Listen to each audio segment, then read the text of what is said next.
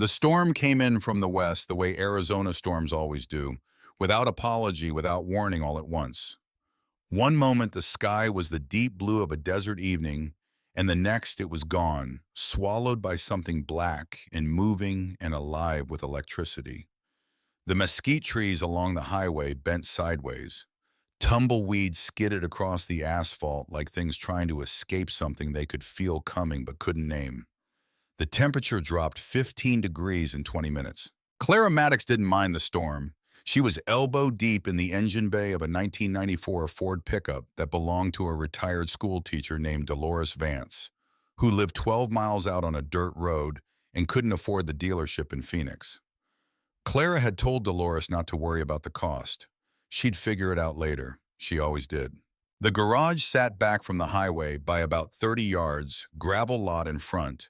Two bays, a single light above the door that threw a yellow circle onto the wet ground and made the rain look like static. Frank had built it in the summers of 1996 and 1997, finishing in the spring of 1998. 26 years ago. He wasn't a mechanic, he was a carpenter, and a precise one. The kind who measured twice before he cut anything and then measured again just to be certain. Because Frank Maddox believed that the things you build either stand or they don't. And the difference between those two outcomes lives in the details you were tempted to skip. He had refused to cut a single corner. When the materials ran over budget the first summer, he'd taken a second job doing finish work on a housing development outside Chandler and put every dollar of it back into the garage. When the concrete pour for the foundation came out half an inch unlevel on the eastern side, he'd torn it up and done it again. When Clara told him it was fine, that nobody would ever notice, he'd looked at her with that expression he reserved for things that weren't negotiable and said, "We're building this to last, not to be convenient." She hadn't argued. She'd learned early in their marriage that certain things Frank said weren't the beginning of a conversation. They were the end of one, and the right response was to hand him another tool and let him work. That had been 26 years ago. Frank had been gone for 6. A heart attack on a Tuesday morning in March 2018. Fast the way the doctor said she should be grateful for, and she was. She just didn't always feel it. The radio on the shelf above the workbench was playing Merle Haggard. Clara liked the old stuff, the songs that sounded like they'd been through something real and come out the other side still standing. There was an honesty to that music she'd never found in anything newer, a willingness to look at hard things directly and say what they were without dressing them up. She'd grown up with it. Her father had played it in his shop in Flagstaff, and she'd absorbed it the way children absorb everything around them, not through attention, but through simple exposure, the way the smell of motor oil had become over the years, not just a smell, but a kind of home. The parts shelf ran the entire length of the back wall. Floor to ceiling, every bolt and gasket and seal and filter organized exactly the way Frank had arranged them in the fall of 1998, when he'd spent an entire weekend setting up the system with the carpenter's instinct for logic and order. He'd organized it the way another man might organize a library, a sequence so clean and intuitive that Clara had never once spent more than 30 seconds looking for anything in 26 years. She hadn't moved a single thing. People in town assumed that was grief. Some of them had said as much gently in the careful way people say things they believe are true, but know might not land well. Tom Garrett at the hardware store, her daughter-in-law in Scottsdale, the pastor at the church she attended twice a year at Christmas and Easter. They'd all found their moment to suggest kindly that it might be time to make the space her own. She never tried to explain it to them. What she would have said if she tried was that Frank's system worked better than anything she could devise, and she saw no reason to change what worked simply because the man who built it was gone. She would have said that every time she reached for a 3/8 socket and her hand found it in the first place she looked. That was Frank, still useful, still present in the most practical way possible. She would have said that grief and functionality are not mutually exclusive, and that sometimes the most honest tribute to a person is simply to keep using what they made. She didn't say any of that. She just kept the shelf the way it was. She heard them before she saw them. Not the motorcycles the storm had swallowed most of the engine noise. What she heard first were voices. Low-clipped male voices with the edge that comes from men who are frustrated and wet and cold and trying not to show any of it, because showing it doesn't help, and they know that. She straightened up from the Ford's engine bay, wiped her hands on the rags she kept tucked into her belt, and walked to the open garage door. 6 motorcycles. Harleys, all of them, she could tell that from the silhouette alone before she got a good look at the details. They were rolling into her gravel lot slowly, the careful crawl of machines being nursed along by drivers who knew something was wrong and were trying not to make it worse. 2 of the bikes were being pushed by hand, the riders walking beside them through the wet gravel. The other 4 were running, but 2 of those were sputtering badly, and one of them threw a backfire as it came to a stop that cracked like a rifle shot in the wet air. The men were big, leather cuts over heavy jackets, riding boots dark with road water helmets beaded with rain, and the patches she could see them clearly as they came into the light. The winged skull, the lettering. She'd seen both in newspaper headlines and on television news segments that always treated those words like a warning. Hell's Angels. She knew the name the way most people knew it from the outside, from a distance, from stories always told by people who weren't there. She stood in the light of her garage doorway and watched them come to a stop. For a long moment, nobody moved. 6 big men on or beside 6 wet motorcycles in the gravel lot of a woman's garage at 10 o'clock at night in a thunderstorm. Clara watching them watching her. The rain coming down between them like a curtain that nobody had decided yet whether to open. Then the man at the front swung his leg off his bike and stood. He was tall, at least 6'4", probably more, with the build of someone who had done decades of serious physical work and never stopped. A gray beard that came down to the middle of his chest. Eyes that were dark and direct and carried a tiredness that belonged to a man who had been many things in his life and made his peace eventually with all of them. His face was the kind that had stopped caring a long time ago about what it looked like to strangers, which gave it a strange, settled dignity that Clara noticed immediately. He looked at her, she looked at him. He said, "Ma'am, we're real sorry to bother you. We had some trouble on the highway. We're not looking for any problems. We just need to know if there's a shop anywhere near here that might still be open." Clara looked past him at the 6 bikes. She looked at the rain coming sideways across the lot. She looked at the 2 men still standing beside the bikes they'd pushed in water dripping off their helmets. Expressions carefully composed into the neutral blankness of men who are working very hard to appear non-threatening and are aware with a precision that comes from long experience of exactly why that effort is necessary. She said, "There's nothing open within 40 miles in this weather. Come in out of the rain." The big man blinked. Something crossed his face that wasn't quite surprise and wasn't quite relief, but lived somewhere in the territory between them. He said, "Ma'am, we don't want to impose." "I didn't ask what you wanted," Clara said, not harshly, simply. "I said, come in. You're soaked and those 2 bikes aren't going anywhere on their own. I've got coffee on and I can take a look at what you're dealing with." She turned and walked back into the garage. There was a pause behind her. She didn't look back. She heard at that pause 6 men exchanging the wordless glances of people who are not accustomed to being invited anywhere and are trying to process the fact that an invitation has just been extended clearly and without conditions by a woman they've never met. She heard the crunch of boots on wet gravel. She heard the low voices sorting out who would push which bike. And then they were coming in behind her one by one, filling the second bay with the smell of rain and road and leather and the metallic warmth of engines that had been working hard in bad weather. The big man said his name was Boone Tarver. Just Boone, offered the way some people offer a name when it's been the only one that matters for so long that the one on their birth certificate belongs to a different person entirely. Someone they used to be in a life they'd moved through and passed. The other's Hatch Rendali, a younger one everyone called Cody, barely 25, and working hard to look older than he was with the self-consciousness of a young man in the company of older ones he respects. And a quiet man with a scar along his jaw, introduced only as Graves, who said nothing and watched everything. Clara handed out coffee mugs without asking who wanted any. She'd learned 30 years ago that people who say they don't want coffee usually do. They just don't want to be any trouble. And in her garage, you were never any trouble, so the question was moot.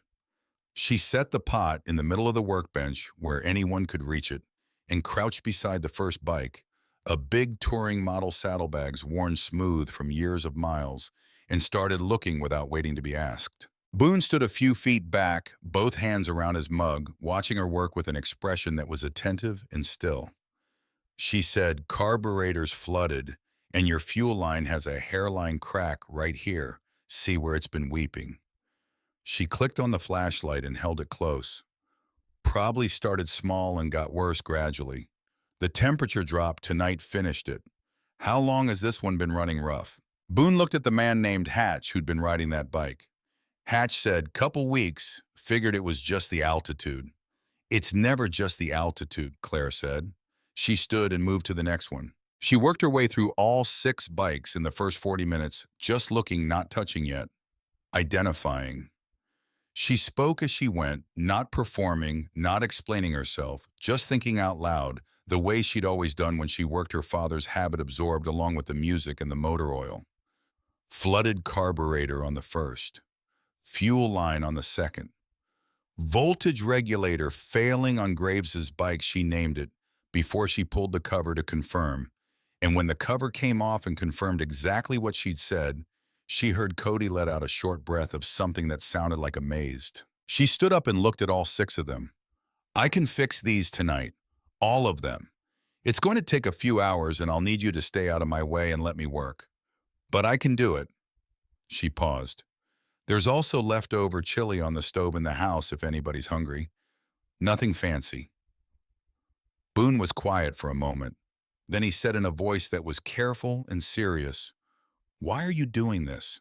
Clara looked at him with the mild expression of someone who has been asked a question with an obvious answer. "Because you need help and I can give it," she said. "That's the only reason there needs to be." She went back to work. They did exactly what she asked. They stayed out of her way, arranged themselves on the old wooden chairs and the cooler that had lived in the second bay since 1999, and which she'd never bothered to remove, and they drank coffee and talked among themselves in voices low enough not to interfere with her concentration. Occasionally, one of them would ask if they could do anything useful, and she'd give them something specific. "Hold this hand me that keep pressure here for a moment," and they'd do it without argument or commentary, which she appreciated more than she'd have said out loud. She dealt with men who couldn't take direction from a woman without making a production of it. The performance of reluctant compliance, the commentary, the subtle editorial in the way they handed you something. These 6 weren't that. They took their cues from her in her own space without any of that noise which moved them considerably upward in her estimation without their knowing it. Around midnight, while she was working on Graves's electrical system, Boone settled onto a stool about 8 feet away and said, "You've been doing this a long time." "Since I was 16, she said without looking up. "My father had a shop in Flagstaff. Wasn't supposed to be mine. I've got 2 brothers, but neither one had the patience for it. So it ended up mine. And this garage," she kept her eyes on the wiring, "my husband Frank built it. Took him 2 summers. He was a carpenter, not a mechanic, but he wanted me to have a real shop, not just a converted shed. He was particular about things being done right." Boone was quiet for a moment.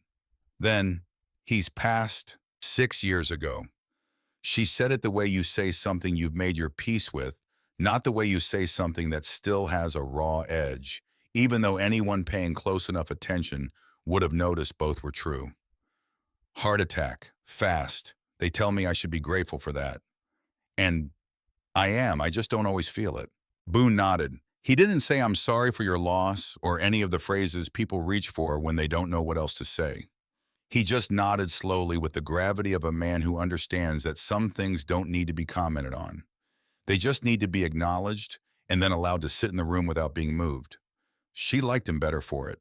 Around 2 in the morning, Cody came to stand near her while she ran a final check on the last carburetor. He was quiet for a moment, clearly working up to something with that young man awkwardness of wanting to say a thing and not being certain it'll come out right. Then he said very quietly, almost like he was a little embarrassed, "Ma'am, I just want to say we've been on the road 3 weeks, and this is the first time since we left Montana that anybody opened a door for us." Clara looked up at him. Under the leather and the road grime, he looked like somebody's kid, 25 years old, maybe 26. Eyes that were still young enough to be surprised by things. She said, "That's a long time to be shut out." He said, "We're kind of used to it." She went back to work, but she thought about that for a long time afterward. Not the words themselves, she understood exactly what he meant, but the way he said it. Not with bitterness, not with self-pity, not with the performance of grievance. Just a statement of fact delivered with a flat acceptance of someone describing the weather. "This is the way the world has been. We've adjusted." She thought about Frank. Frank, who had pulled over on the side of the road more times than she could count, over 40 years of marriage, strangers with flat tires, overheated engines, dead batteries, cars that had simply given up in inconvenient places. She'd ridden with him often enough to watch the pattern repeat. He'd pull over, he'd get out, he'd help. No calculation, no consideration of what the other person looked like or where they were going or whether they deserved it. She'd asked him once early in their marriage why he always stopped. They were running late for something she couldn't remember now what it was, and he'd pulled over anyway for a man standing beside a pickup with the hood up on the shoulder of Route 17. She'd been mildly exasperated. She'd asked Frank, "Why do you always do this?" He'd looked at her with a kind of gentle bewilderment, like the question itself was slightly confusing, and said, "Because they're people. That's it. That's the whole reason." She had thought about that answer for 40 years. It got clearer every time she returned to it. By 3:30 in the morning, all 6 motorcycles were running. She started each one in turn, letting them idle in the second bay, listening with her eyes half closed the way her father had taught her, not just hearing the sound, but feeling it the way you feel for a heartbeat that's steady and even and not hiding anything. Each engine came up clean, no hesitation, no roughness, no complaint. She shut the last one down and straightened and found all 6 men on their feet watching her. Boone reached into his cut and produced a thick folded stack of bills. "Name your price," he said. "Whatever it is, you've been up all night and you didn't have to do any of this." Clara looked at the money. She looked at him. "Put that away." He didn't move. "Ma'am." "Boone." She said his name for the first time, and something shifted slightly in the second bay when she did, the way a room changes when a name makes a moment real. "Put it away. I didn't do this for money." He held the bills for a moment longer. And then something moved in his face, not surrender, but a deeper kind of consideration, the look of a man who is recalibrating not just this moment, but something larger. He folded the bills and put them back. "Then let us do something," he said. There was an urgency in his voice that surprised her, almost like being refused was harder for him to accept than any difficult job. "There was a shingle loose on your roof when we pulled in. I could see it from the lot. Let Hatch take a look. He's good with structural work." "In the middle of the night in a rainstorm." "In the morning, then. We can stay and sleep in the second bay. We don't need—" "Boone." She held up a hand. He stopped. "If it means something to you to give something back, then do this instead. Someday, somewhere down the road, you'll come across somebody who needs help. Help them. That's all. That's how this works." He looked at her for a long moment. The kind of look that isn't just seeing the person in front of you, but taking in something they've said, the way you take in a compass, bearing something to navigate by. Then he nodded. Slowly. With a gravity she recognized as different from simple agreement. This was a man accepting a real commitment, not offering a pleasantry. He reached into his breast pocket and held out a card. She took it. "Boone Tarver, Hell's Angels, MC." A phone number underneath no address. "You ever need anything," he said, "day or night." She tucked the card into the breast pocket of her shirt. "Travel safe," she said. "All of you." They left at first light, all 6 engines running clean, the sound of them building from her lot to the road to the highway, and then fading slowly into the desert until the distance swallowed the last of it. Clara stood in the doorway of her garage and listened until she couldn't hear them anymore. Then she went inside, poured what was left of the coffee, and sat down at Frank's workbench. She propped the card against Frank's old coffee mug, the one that said, "World's okay mechanic," because he thought that was funny, that understated absurdity that was entirely his. She looked at it for a moment.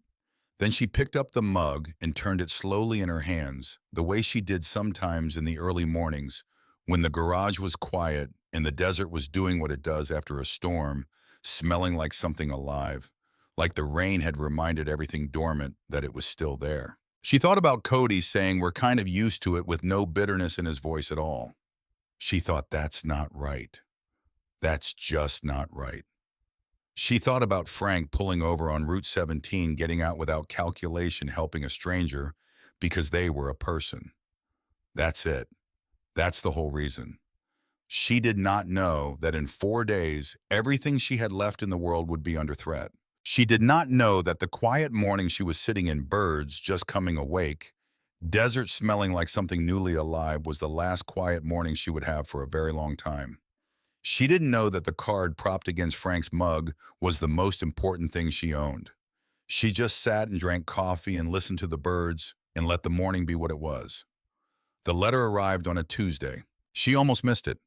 It was tucked between the electric bill and an auto parts catalog, wedged in with the deliberate casualness of something that wants to look routine. Plain white envelope, return address from a county tax assessment office she'd never heard of and couldn't immediately place on a map. She opened it at the kitchen table, standing the way she opened mail, quickly, efficiently, ready to set it down. She read it once. Then she sat down and read it again. The letter stated that due to a reassessment of property records dating back to 1987, Clara Maddox was found to be in arrears on property tax payments totaling $31,412, and that if said amount was not paid in full, within 30 days, Maricopa County would initiate proceedings to seize and liquidate the property to satisfy the debt. She set the letter on the table and sat very still. Over 3 decades, she had been paying her property taxes on time for over 30 years. Not approximately on time, not mostly on time, every year, by the due date, with a paper receipt filed in the property folder in Frank's filing cabinet, confirmation numbers written in her hand on the back of each one. Frank had built that system. The world will use your carelessness against you if you give it the chance. She had given it no chance. She got up, went to the filing cabinet in Frank's study, she still called it. Frank's study, the way she still called his garage. Frank's garage, because they were his, that was simply accurate, and pulled the property tax folder. She checked the last 5 years. Paid, paid, paid, paid, paid. Confirmation numbers on every one. She called the county tax office, was on hold for 40 minutes, transferred twice, told the person she needed wasn't available, given a different number to call. Called that number, got a recording, left her name and number, was not called back. She told herself it was a clerical error. These things happened. She had the receipts. She had the confirmation numbers. This would be cleared up. She did not yet know the name Douglas Merritt. He came on a Thursday morning driving a black SUV with tinted windows and the deliberate bearing of a man who has arrived somewhere with a plan already in progress. He parked at the edge of her lot and stood beside his vehicle, not coming all the way up, Clara noticed, staying near the car, in the way that is calculated to look casual while actually being anything but. He wore a suit that cost more than most people in this county made in 2 months. His smile was practiced and warm in the layered way that means neither one. He said, "Mrs. Maddox, I'm Douglas Merritt. I believe we have some mutual interest to discuss." Clara wiped her hands on her rag and looked at him. "We've never met, Mr. Merritt. We don't have mutual interests." "Your property," he said, "sits in a very strategic location. I'm a developer. I've been working on a project in this region for several years now, a resort and entertainment complex that will bring significant economic activity to the area. Jobs, infrastructure."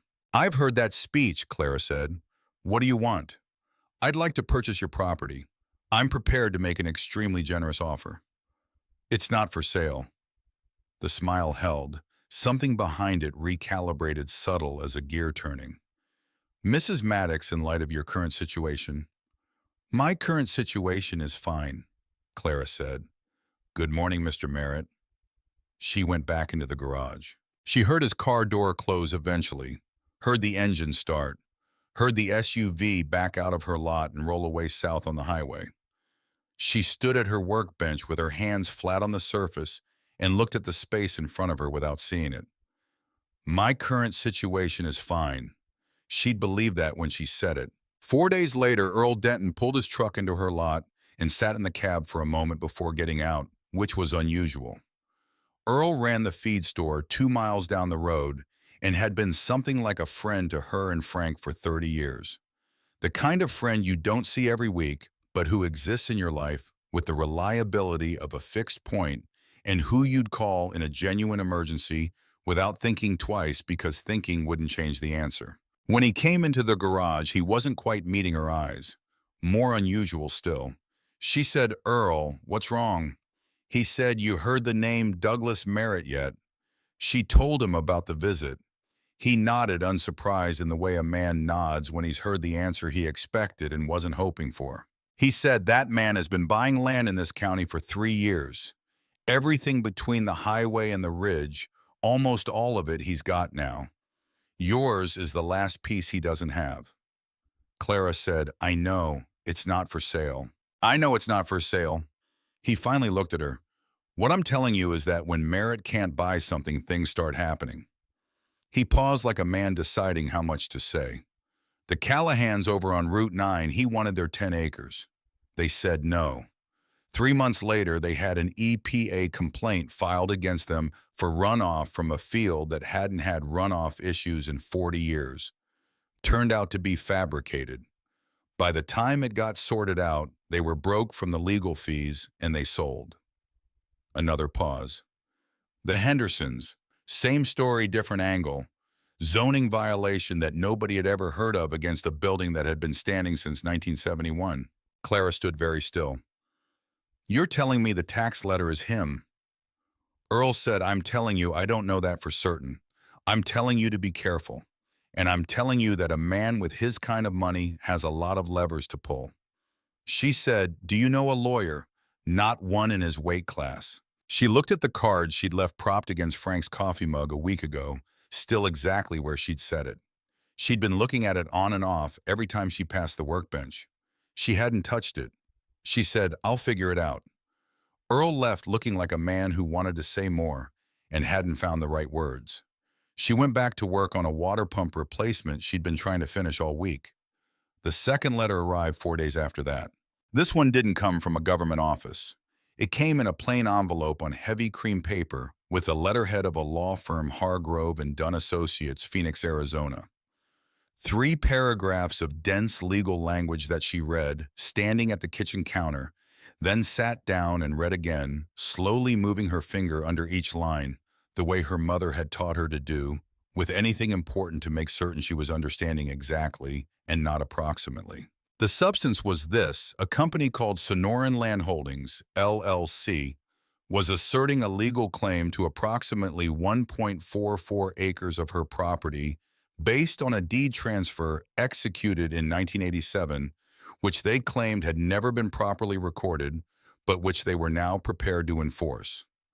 Attached was a photocopy of a document she had never seen in her life, a deed bearing the signature of Harold Maddox, Frank's father, Harold Maddox, who had died in 1993, supposedly transferring the eastern portion of her lot to a holding company in 1987, 6 years before he died.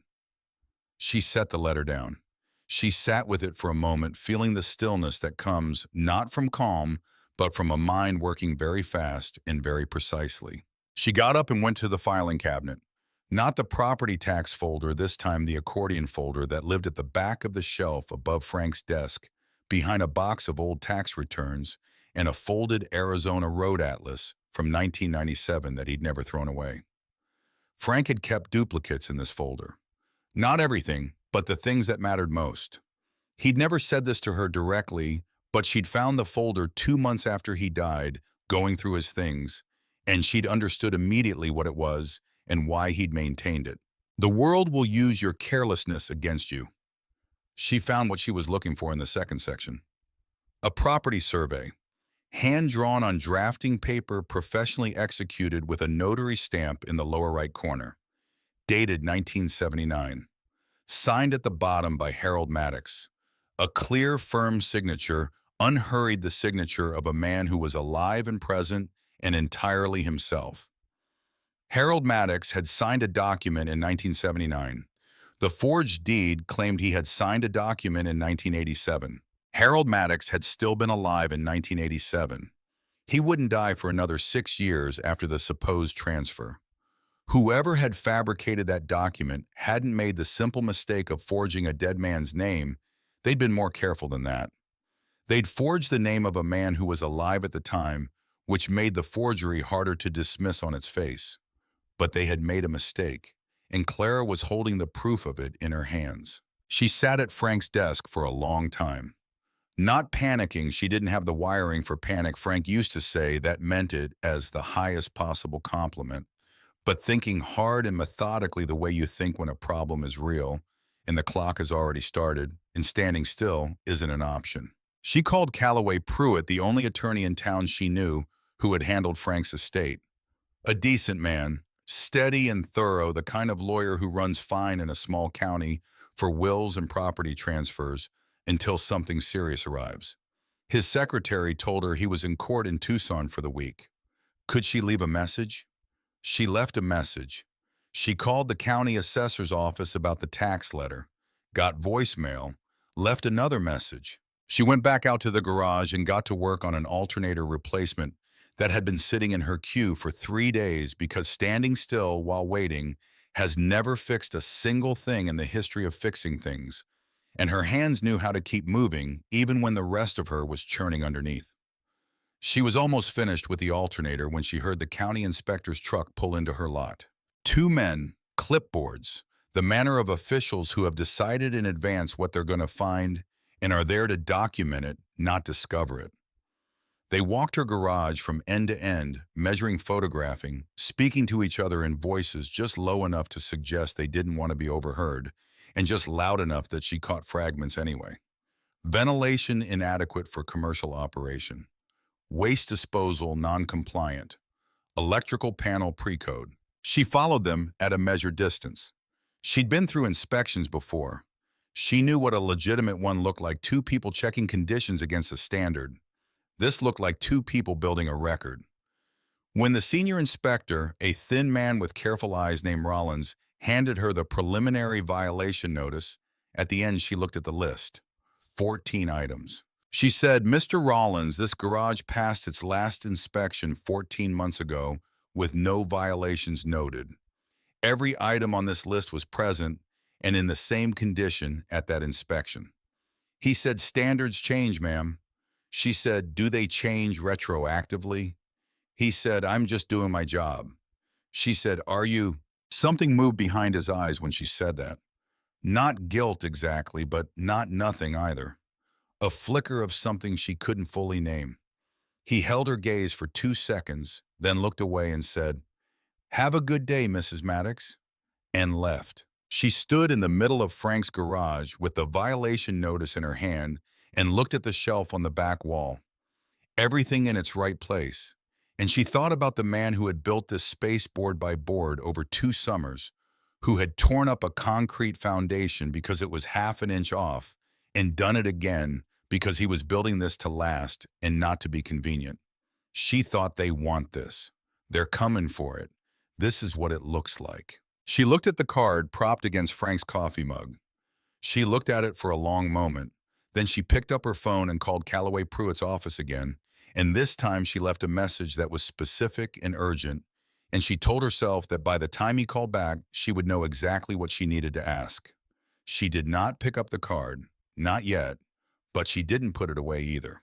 Callaway Pruitt called back on a Friday morning, and he listened to everything she told him in the careful, unhurried way of a man who has learned over 30 years of small county practice that the most important part of his job is understanding the problem before he opens his mouth about solutions.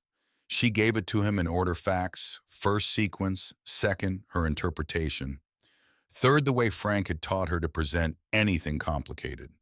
the tax letter, the property claim, the forged deed with Harold's signature, the 14 manufactured violations. Rollins and his clipboard and his eyes that wouldn't hold hers. When she finished, Pruitt was quiet for a moment. Then he said, "Clara, how much do you know about Douglas Merritt?" She told him what Earl had said. The Callahans on Route 9, the Hendersons and their 1971 building. Pruitt listened, and when she finished, he said, "There are others. I've seen his approach twice before in this county, different targets, same architecture. He comes in with a fair offer first document, everything from here on out, by the way, every interaction, every letter, every phone call, and when the offer gets refused, he starts generating legal noise, tax issues, zoning, environmental complaints. The idea is to bury a person in enough paperwork and enough fees and enough accumulated stress that eventually it becomes easier to sell than to keep fighting." Clara said, "Then I won't sell." Pruitt said, "Clara, the legal fees to fight each one of these individually could run to $20,000, $30,000 before we get anywhere near a courtroom. And he has attorneys on retainer who do nothing but this. It's their whole practice." Clara said, "Callaway, can you fight it or not?" He was quiet for a moment. That felt like a man choosing between honesty and comfort, and going with honesty because he respected her enough for that. He said, "The tax claim looks straightforwardly fraudulent, and I think I can get it dismissed. The deed is more complicated. Whoever put that document together knew enough property law to make it look right on the surface. To properly challenge it, you'd need a forensic document examiner and likely an expert witness. That's not inexpensive." She said, "How much?" He named a number. She was quiet. He said gently, "I'm sorry." She said, "Don't be sorry yet. Let me think." She hung up and walked out to the garage and stood in the middle of it with her hands flat on the hood of Dolores Vance's truck, which she still hadn't finished because everything had been going sideways for 2 weeks. She closed her eyes and stood there and thought about Frank. Frank, who had spent 2 summers building this garage and refused to cut a single corner. Frank, who had maintained a filing cabinet with duplicate copies of every document that mattered, because the world would use your carelessness against you. Frank, who had trusted her with everything he'd built this land, this building, the accumulated work of 40 years of a life lived carefully and generously, and who had died without imagining for a moment that any of it would need to be defended against a man in an expensive suit with a fabricated paper trail and county officials willing to look the other way. She thought he'd know what to do, and then she thought, no, he'd know what I already know. I'm just not ready to do it yet. She opened her eyes. She looked at the shelf along the back wall, everything in its place, everything where Frank had put it. She looked at the card propped against his coffee mug. She stood there a moment longer than she had before. Then she went back to work because the truck wasn't going to fix itself, and because staying in motion was the only thing that kept the weight of it from settling on her completely. 3 days later, the inspectors came back. Not Rollins this time. 2 different men, younger, with the efficient manner of people who have been sent to do a specific thing and intend to do it quickly. They were from the county building division, and they had a supplemental notice that added 3 items to the 14 already on the original list, bringing the total to 17. 2 of the new items related to the electrical panel. One related to the garage door mechanism, which had been operating without incident since Frank installed it in 1999. She documented everything. She photographed the notices. She wrote down the names on their badges and the exact time they arrived and left. She was building a record of her own because Pruitt had told her to, and because it was the right thing to do, and because it was the only form of fighting back she had available to her at this particular moment. On Wednesday of that week, Earl Denton came by in the late afternoon. He sat on the cooler in the second bay, which was his customary spot when he came by to talk, rather than for any specific practical reason, and for a while neither of them said anything. That was a thing they had been able to do together for 30 years, sit in the same space in silence, without it being uncomfortable, and the fact that they could still do it even now when everything was complicated, and getting more so, was something Clara found quietly steadying. Earl said, "He came into my store." She kept working her hands, continuing the motion of the task without interruption, because she'd learned that staying busy during hard conversations made them easier to have.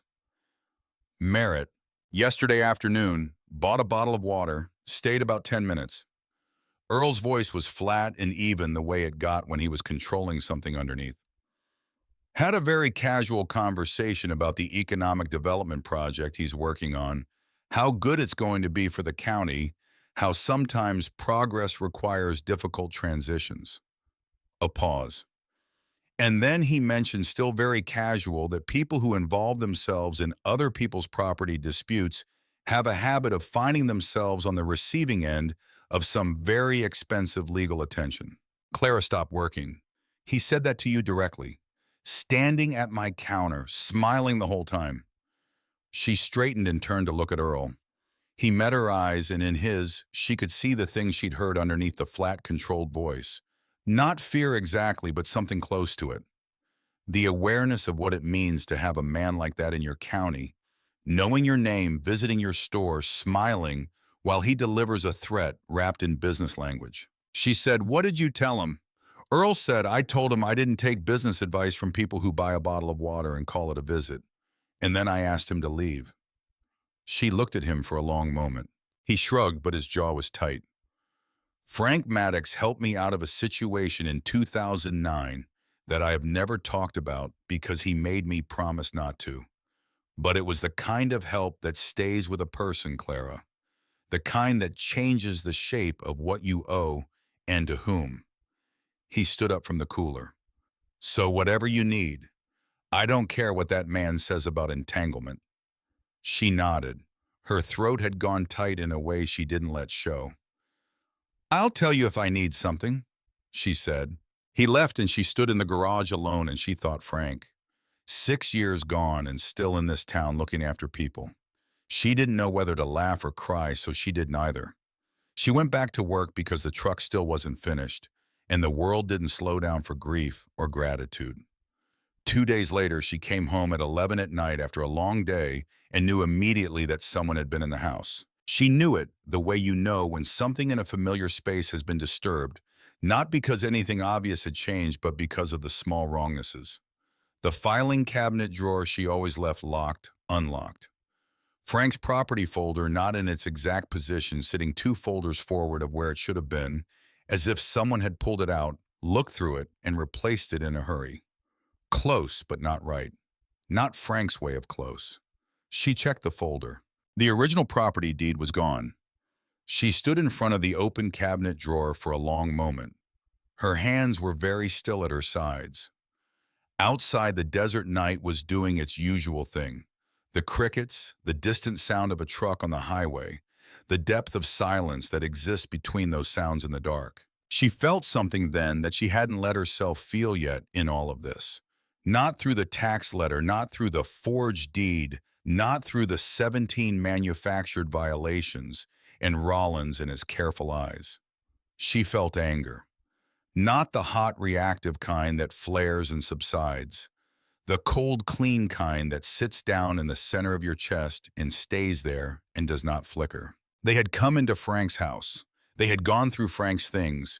They had taken something Frank had left her to protect. She stood with that anger and let herself feel all of it, every degree of it, to the bottom of it. Then she picked up the phone and called Pruitt's emergency line and left a message.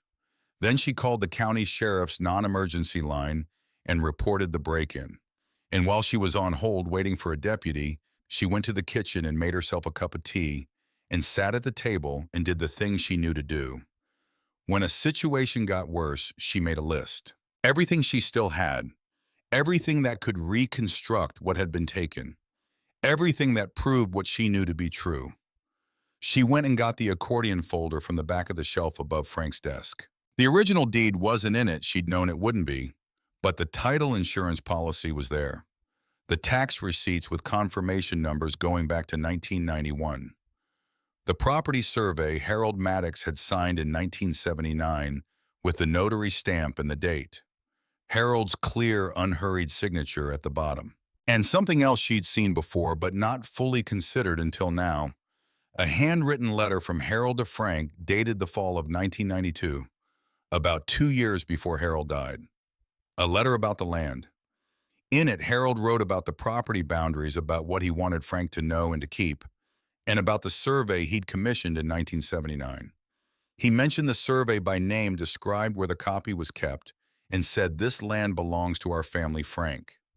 Make sure it stays that way." Clara sat at the kitchen table with that letter in her hands. Harold had never transferred this land to anyone. He had written about it in his own hand 2 years before he died, talking about it as belonging to the family, describing the 1979 survey as the document that proved the boundaries. A man doesn't write a letter like that and simultaneously execute a deed transferring part of the same land to an anonymous holding company. She put the letter carefully back in the folder. The deputy who arrived was young and earnest and wrote everything down with a concentration that suggested he took the job seriously. He told her they would do their best and that he was sorry. She thanked him and did not tell him what she actually thought, which was that she expected limited results from an official process in a county where Douglas Merritt had been operating for 3 years without effective opposition. After he left, she sat alone in the kitchen. It was 2 in the morning. She was 68 years old. She had $31,000 in fabricated tax debt over her head, a fraudulent property claim against 1.44 acres of her land, 17 manufactured code violations threatening to shut her garage, a stolen deed, a lawyer who was good but outgunned, a county system she was increasingly certain had been compromised in at least 2 offices, and a business card propped against Frank's coffee mug on the workbench in the garage. She got up. She walked out the back door and across the yard to the garage and stood at Frank's workbench. The card was where she'd left it, exactly where she'd left it. She picked it up and held it in both hands. She thought about what it meant to make this call. She thought about what people would say. She thought about Cody saying, "We're kind of used to it," with no bitterness at all, just a fact about how the world had been. She thought about Boone nodding when she said, "Help somebody else." Someday nodding with that gravity, that quality of a man accepting something real, not just being polite. She thought about Frank. Frank would have said, "You help them when they needed it. That's done. Now you need help." That's also just a fact. Call. She called. It rang 4 times. Then a voice rough with sleep but instantly alert, the way some people come awake immediately fully, no transition required. "Yeah," she said. "Boone, this is Clara Maddox. You came through my lot about 3 weeks ago. 6 bikes, bad storm. I fixed them." A pause, short. Then, "I know who you are." The way he said it, immediate, warm, no hesitation at all, undid something in her chest that she hadn't known she'd been holding together. Something that had been clenched for 2 weeks without her fully registering it. She said, "I think I need some help." A pause. Not a long one. 3 seconds, maybe 4. Then Boone said, "Tell me everything." So she did. She talked for 20 minutes, which was 20 minutes longer than she'd talked about herself to another human being since Frank died. She gave it to him in order: facts, first sequence, second, and Boone didn't interrupt her once. Not to ask questions, not to offer opinions, not to say, "Are you serious?" or "I can't believe that," or any of the things people say when they're not actually listening, but waiting for their turn. He listened the way a person listens when they're building something out of what they're hearing. Active and quiet and purposeful. When she finished, he was silent for a moment. Then he said, "Mrs. Maddox, are you physically safe tonight?" She said yes. He said, "Okay, don't touch anything else in that filing cabinet tonight. Don't move things in the house. I want someone who knows what they're looking at to go through that room before you disturb it further." A pause. "I know people, good people who know about property fraud and document forensics and about what these things look like when someone builds them deliberately. I'm going to make some calls." She said, "Boone, I don't want—" "Clara." He said her first name the same way she'd said his in the garage 3 weeks ago. And the same thing happened, a name making a moment real in a different way. "You told me to help somebody else someday. I'm going to do that now. Will you let me—" She sat at Frank's workbench at 2 in the morning with the card in her hand and Frank's coffee mug beside her, and Harold's letter in the 1979 survey sitting open on the workbench, and 30 years of her life under active threat from a man who had decided she was an obstacle to be removed. She said, "Okay." He said, "I'll call you in the morning. Lock your doors, all of them." After she hung up, she sat for a while in the quiet of the garage. The desert was doing its night thing, the crickets in the deep dark, in the smell of dry earth. Frank's shelf ran along the back wall, everything where it belonged. She looked at it for a moment, letting the steadiness of it settle into her. Then she went inside, and for the first time in 2 weeks, she slept. She woke to 3 missed calls from a number she didn't recognize, and a voicemail from Boone that had come in at 4:17 in the morning. She played it standing in the kitchen in her robe waiting for the coffee to brew. His voice was steady and fully awake with no trace of the hour in it. He said, "Clara, I've talked to some people. There's an attorney I want you to speak with. His name is Leon Ashby. He's based in Tucson, and he spent 20 years doing nothing but property fraud cases. He's going to call you at 7 this morning. Pick up even if you don't recognize the number. He's already looked at what I described, and he has things to tell you. Don't talk to anyone else about the deed situation until you've spoken with him." At 7 exactly, her phone rang. Leon Ashby had the voice of a man who had spent 2 decades in courtrooms and had long since stopped being impressed by anything but the facts in front of him. He didn't waste time on pleasantries. Within 90 seconds, he was asking her precise questions, dates, names, the specific language of the corporate chain in the Hargrove and Dunn letter, and she answered each one from memory because she'd read that letter so many times she could have recited it backward while doing something else entirely. When she finished, he was quiet for 4 seconds. She counted. Then he said, "Mrs. Maddox, whoever constructed this document knew enough property law to make it look legitimate on the surface. But they made 2 mistakes that are frankly fatal to their claim." He paused. The first, the notary stamp on the 1987 deed, belongs to a woman named Harriet Bowman, who I happen to know retired from notary work in 1984. She was not licensed to notarize documents in 1987 because she had no active license in 1987. Any document bearing her stamp from that year is by definition fraudulent on its face. Clara set her coffee mug down very carefully. The second mistake is smaller in appearance but more significant in implication. The corporate chain they're using to connect the original 1987 holding company to Sonoran Land Holdings passes through a shell entity called Meridian Land Trust, LLC, which was not registered in the state of Arizona until 2019. You cannot have a 1987 asset transfer arrive in a company that didn't legally exist until 32 years later. The chain is broken at a point that cannot be repaired. She sat very still. "So it's completely fabricated," she said.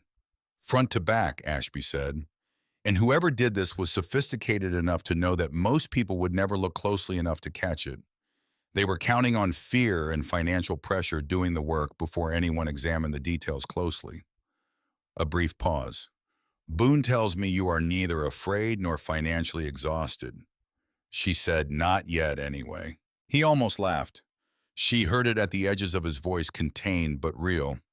"I want to take this case on contingency, which means I don't get paid unless we prevail.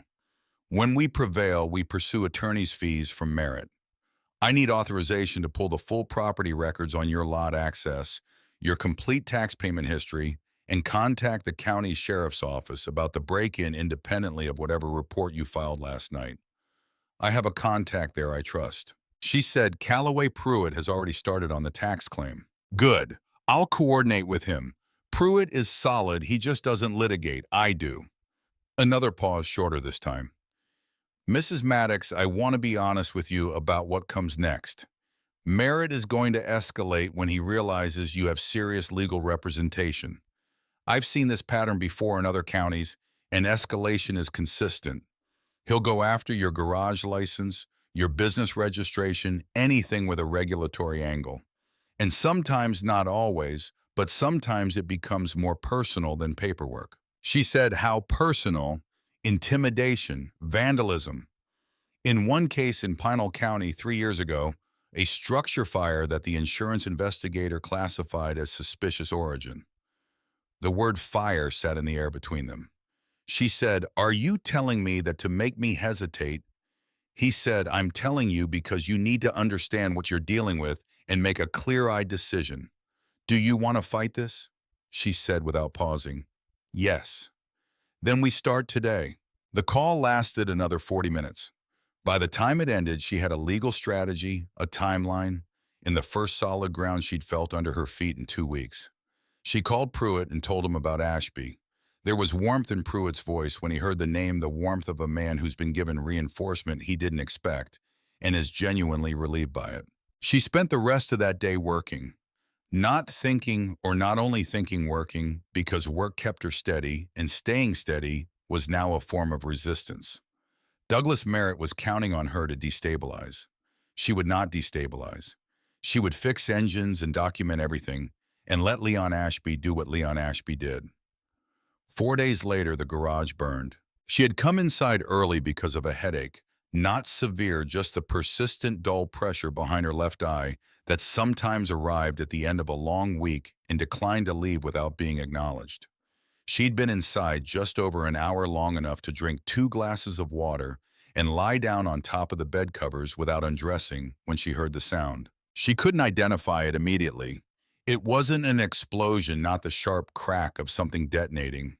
More like a deep concussive compression, a thump she felt through the floorboards before she heard it with her ears, followed immediately by breaking glass. And then, without any gap, without any transition, a roar that she understood in her bones before her conscious mind had formed any words around it. She was through the back door in seconds. The light of it hit her before she cleared the corner of the house. Orange and wrong in the way that firelight is wrong when it's consuming something that shouldn't be burning. She stopped running when she saw it because there was nothing to run toward. The garage was fully involved, not starting to burn, not partly on fire, but committed to it, moving through the structure with a speed and completeness that told her in the same instant she was still trying to understand what she was seeing, that this had not started by accident. 3 points. She could see 3 separate origins, 3 distinct concentrations of the worst burning, and between them, the fire had already found everything it needed to keep going. Frank's garage, Frank's shelf, Frank's radio on the shelf above the workbench, the tools she'd accumulated across 30 years of work, Dolores Vance's truck, which she still hadn't returned, the cars belonging to 2 other customers who'd left vehicles with her. All of it going. She called 911. She told them her address. She said, "Structure fire." Her voice was steady. Then she stood in the gravel yard in her socks and watched. She did not cry. She was past the point where crying was available to her. What she felt was a grief so total and complete that it had gone through the stage of tears and come out the other side into something colder and more permanent. This was Frank's garage. Frank had built it with his hands over 2 summers, arguing with the concrete and the framing and the electrical until each piece of it was exactly right. She had worked in it every day for 26 years. She had put her hands on his shelf and found what she needed in the first place. She looked 10,000 times. She had talked to him in that space in the years since he'd been gone, not out loud, but in the way you talk to someone whose presence still exists in the place they made. They had done this deliberately, as a message, as a demonstration of what happened to people who didn't sell. The fire department came fast, and they were good. They kept the fire from reaching the house, which was something in which she registered with the detached clarity of a person operating on pure function. The garage was gone in under an hour. The fire chief came and stood beside her while the crews were still working the perimeter and told her that the pattern of the fire was not consistent with accidental cause, that the origin points suggested accelerant had been used in multiple locations, and that an arson investigator would be out first thing in the morning. She said, "Thank you." He said, "Is there somewhere you can go tonight, ma'am?" She said, "I'm staying here." He looked at her the way people look at a 68-year-old woman standing in her yard in the dark with her garage in ashes and fire truck lights throwing red and blue across her face. Then he nodded because something in her manner made argument feel unnecessary, and he left her alone. She went inside and called Leon Ashby. He picked up on the second ring. She said, "They burned my garage." A short pause. Then in a voice that was controlled but sharpened, "Are you hurt?" "No." "Are you inside?" "Yes." "Lock every door." A brief silence. "This changes things significantly, Clara. Arson is a felony. I'm calling the county sheriff's arson unit tonight, and I'm calling a contact at the Arizona Attorney General's office. This is no longer a harassment campaign. This is criminal conduct of a different order, and I am going to make absolutely certain that tomorrow morning, Douglas Merritt knows that we know that." She said, "Leon, I lost everything in that garage." A pause longer this time, not filling it, just letting it be what it was. Then he said, "I know, and I am genuinely sorry." Another pause. He made a serious mistake doing this. People who operate the way Merritt operates stay clean. They use paperwork and regulatory pressure because it's hard to trace and hard to prosecute. The moment he crossed into arson, he handed us something we didn't have before. She said, "What?" He said, "Desperation. He's desperate, Clara. That means you're closer to winning than you knew." She sat with that for a moment. Then she said, "Call me in the morning." 7 o'clock, he said. "Keep your phone charged." She hung up. She sat in the kitchen at Frank's table in the dark, and she thought about what Ashby had said. Desperation. She turned the word over, examining it carefully. A man who has been operating successfully for 3 years, buying up land with fabricated legal pressure and official complicity, does not burn a garage because he's comfortable. He burns it because something has scared him, because he has calculated that the cost of waiting is higher than the cost of escalating. The only thing that had changed was the phone call she'd made at 2 in the morning. The only new variable was Boone Tarver and whatever Boone Tarver had set in motion. She was still sitting with that thought when she heard the car. The sound of that engine, expensive, too smooth wrong for these roads, was something she recognized before she saw the headlights come through the front window. She had heard it once before pulling out of her lot. She was on her feet and at the front door before it stopped, and she opened it before he could knock because she was done waiting for anything tonight. Douglas Merritt stood on her porch steps at midnight in a suit that looked like he'd put it on specifically for this visit. His expression was the practice mask of a man delivering an ultimatum he's been rehearsing. Careful warmth, manufactured, concern, the face of someone who has learned to simulate human feeling for professional purposes and has gotten good enough at it that most people don't notice. He said, "Mrs. Maddox, I heard about the fire. I'm so sorry for your loss." She said, "Get off my porch." He didn't move. "I think this would be a good time for us to revisit the conversation we had earlier. In light of everything that's happened." "Get off my porch, Mr. Merritt." He paused, and then something shifted in his face. The practice warmth dropped away quietly, the way a mask slips when the face behind it gets tired of the performance. What was underneath it was not rage, not cruelty, something more precise and more chilling than either. The flat, matter-of-fact expression of a man who has stopped pretending that the person in front of him is someone he needs to account for. He said, "You've lost your garage. You have legal debt piling up. You're 68 years old and you're alone out here. The only person fighting your corner is an attorney working on contingency, which means he gets paid if you win, and you have a very long road ahead of you before that happens." He paused, letting each element settle. "I'm offering you a clean exit tonight, a number that lets you start over somewhere comfortable without any of this following you. You sign this is all over by morning." Clara stood in her doorway and looked at this man. She looked at the man who had spent 3 years consuming this county piece by piece, who had sent inspectors with clipboards and lawyers with fabricated documents, and people who knew how to break into a house without leaving obvious traces, who had given the order to burn down the thing that Frank had built with his hands over 2 summers, who had then put on a suit and driven out here in the middle of the night because he expected exhaustion and grief and isolation to have done what his lawyers hadn't. She took one step forward to the very edge of the porch, close enough that she could see his face clearly in the dark and he could see hers. She said, "Douglas, I want you to hear me carefully." Her voice was level, completely level, the way Frank's voice used to get when something was beyond argument. "I'm not selling Not tonight, not next week, not in 30 days, not ever. This is Frank's land. This is my land. And I want you to know something else. She looked at him steadily. I made a phone call 2 weeks ago. The man I called made some more calls. And I think the next few weeks are going to look very different from what you've been planning for. He studied her face, doing the calculations she could see him doing, looking for the bluff, looking for the fear underneath the words, looking for the thing that would tell him she was performing rather than stating facts. He said, "You're alone out here, Mrs. Maddox." She said, "I was." She went inside and locked the door. She stood on the other side of it and listened to his footsteps on the gravel, unhurried and deliberate. Heard the car door close. Heard the engine turn over, expensive and quiet. Heard it back out and roll away south on the highway until the sound of it faded into the desert. Then she went to the kitchen and picked up her phone. Boone answered on the first ring. She said, "He came to my house tonight, after the fire. He came to my door at midnight and stood on my porch and offered to buy me out." There was a silence on the other end, 2 full seconds.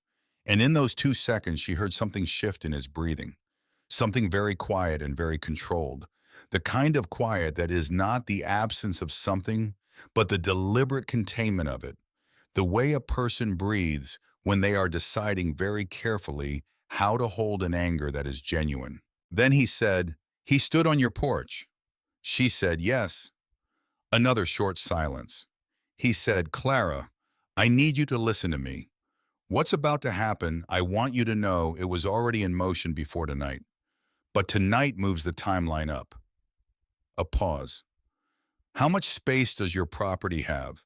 The lot, the field behind the house, the road frontage?" She blinked. "I'm sorry. Rough estimate, how much space?" She oriented herself and thought about it carefully. "The lot and the field together are maybe 3 acres. Road frontage is another 100 yards or so." He said, "That'll work." She said, "Boone, what is? You told me to help somebody else someday."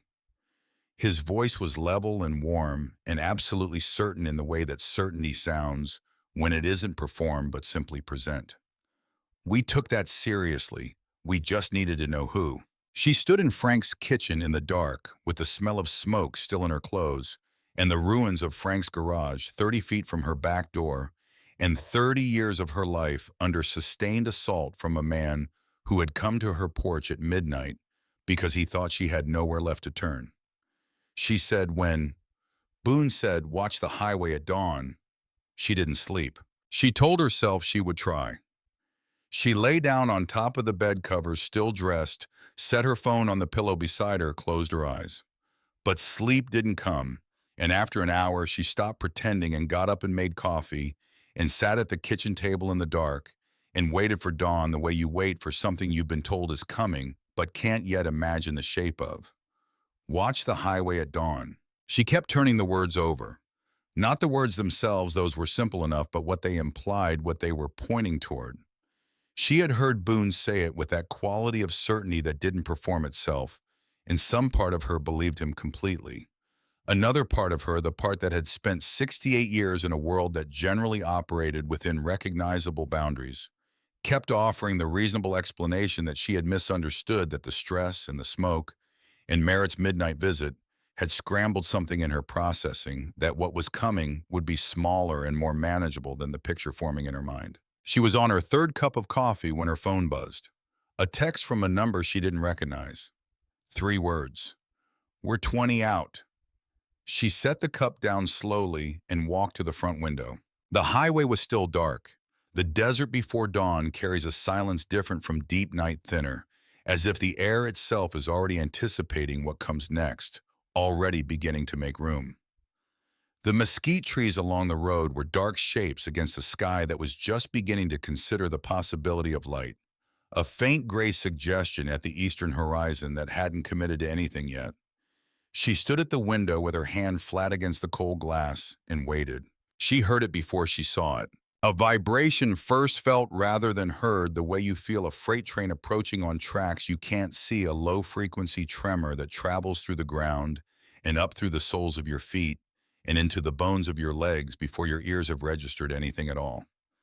Then it became sound building from that deep felt register into something audible, something layered and complex and growing. Not one engine, not six. Something with no clean ceiling that kept expanding instead of peaking and fading the way a single vehicle does. That filled the early morning air the way weather fills it completely from every direction at once, as if the sound itself were a change in climate. It grew and grew, and it did not stop growing. The first headlight appeared on the highway, then 10, then she stopped counting. They came in a column that stretched back further than she could see in the gray pre-dawn light, two by two, orderly and deliberate, the sound of 500 Harley-Davidson engines filling the desert floor so completely that the birds that had just begun to stir in the mesquite trees went silent again. They were turning off the highway onto her road which had never held more than a handful of vehicles at a time, which Frank used to say was one of the things he loved about this place. The quietness of the approach, and they kept coming, and they kept coming, and they kept coming. She opened the front door and stood on the porch. The lot filled first wall to wall with machines and the people on them engines going quiet one by one in a rolling wave of silence that was somehow louder than the sound had been. Then the road filled. Then the field behind the house. She could hear the last of them still pulling in off the highway, the column still resolving itself into the space available, finding its edges settling. Boone Tarver was first. He pulled into the center of the lot and swung off his bike in one motion, the practiced ease of a man who has done this so many thousands of times that the body does it without consultation, and walked toward the porch. In the early gray light, he looked tired in the way that comes from riding through the night, the tiredness that lives around the eyes and in the set of the shoulders. But his eyes were clear and direct and completely present. He stopped at the bottom of the porch steps and looked up at her. She said, "How many?" He said, "Final count is still coming in. Last I heard 512. She gripped the porch railing. The wood was cold under her hands. 512 people had ridden through the night. Some of them, she would learn later, through 2 nights from Montana and New Mexico and Colorado and Nevada and California, and places further than that, places whose names she would hear over the course of the day and not quite be able to hold on to because there were too many of them, because the scope of it kept exceeding what her mind had prepared itself to receive. She said, "Boone, these people rode through the night." He said, "Some of them rode 2 nights." He said it the way you state a fact about the weather without drama, without bid for credit. Word went out and people came. That's how it works. She looked past him, at the lot, at the road, at the field. 500 machines going quiet, 500 people dismounting, the sound of the last engines fading on the highway as the final riders turned in. The sky in the east was committing to light now, going from gray suggestion to something with genuine color in it, the clear blue of an Arizona desert dawn that always looked to Clara like a promise being kept. She said, "I don't know what to say." Boone said, "Then don't say anything. Just tell me where you want us." The flatbed trucks arrived 40 minutes later. 3 of them loaded in a way that told her immediately the loads had been organized by someone who understood construction work rather than just materials, lumber and steel and concrete bags, arranged for efficient unloading, not just stacked to fit. Behind the flatbeds came 2 panel vans and a pickup carrying generators and an air compressor and 2 portable welding rigs. People who were serious about a job brought their own tools, and these were clearly their own tools, the equipment of people who had used it 100 times and trusted it. And then the last vehicle, a silver sedan that parked at the edge of the lot with a deliberateness that was different from the other arrivals. The man who got out was perhaps 45, lean, with a soft leather briefcase, and the composed energy of someone accustomed to rooms where a great deal is at stake, and who has learned to treat that condition as ordinary. He wore a charcoal suit that had been slept in slightly, not badly, and moved through the organized activity of 500 people, beginning to work with the calm of a man who knows exactly what he came to do. He walked directly to Clara and extended his hand. "Mrs. Maddox, I'm Declan Foss. I'm a criminal attorney out of Phoenix. I've been working with Leon Ashby on your case for the past 36 hours. He had a direct gaze and a handshake that was brief and firm and entirely without performance. I was brought in specifically for the criminal exposure, arson, fraud, bribery of public officials. That's what I do. She said Leon didn't mention a partner. He didn't have one until 36 hours ago. Boone's network moves fast when it moves. He opened his briefcase and withdrew a folder. I'd like to walk you through what we have if you have 15 minutes. I have whatever you need, she said. They sat at her kitchen table while outside the sound of 500 people beginning to work created a backdrop she had never heard from that kitchen before. Voices and power tools starting up, and the heavy clank of lumber being unloaded, and someone calling instructions in a voice built for job sites carrying clean across the morning air. Foss laid documents on the table one at a time, methodically explaining each one in plain language without a trace of condescension. The first, a financial trail connecting Sonoran Land Holdings, LLC, directly to a larger holding company with Douglas Merritt's name in the ownership structure. Not buried deep hidden well enough for most people to miss, but not well enough for someone who knew what they were looking for and had been looking for 36 hours straight. The second, a communication chain emails obtained legally through a county employee who had come forward voluntarily showing coordination between Merritt's legal team and two specific county officials. One in the tax assessor's office, one in the building inspection division, the fabricated $31,000 tax debt, the 17 manufactured code violations. Both campaigns coordinated and documented in writing by people who had apparently believed the paper would never be seen by anyone who mattered. The third, a report from a private arson investigator, not the county's an independent one hired by Foss's firm, and cleared to examine the scene at first light that morning. The report stated that the fire had been set using a specific accelerant compound introduced at 3 points along the structure's base, and that the pattern was consistent with professional application. Clara looked at the third document for a long time. Foss said quietly, "The investigator has provided expert testimony in federal court proceedings in 11 states. His methodology is established." She said, "Can you connect it directly to Merritt?" Foss said, "Not yet. That's the honest answer.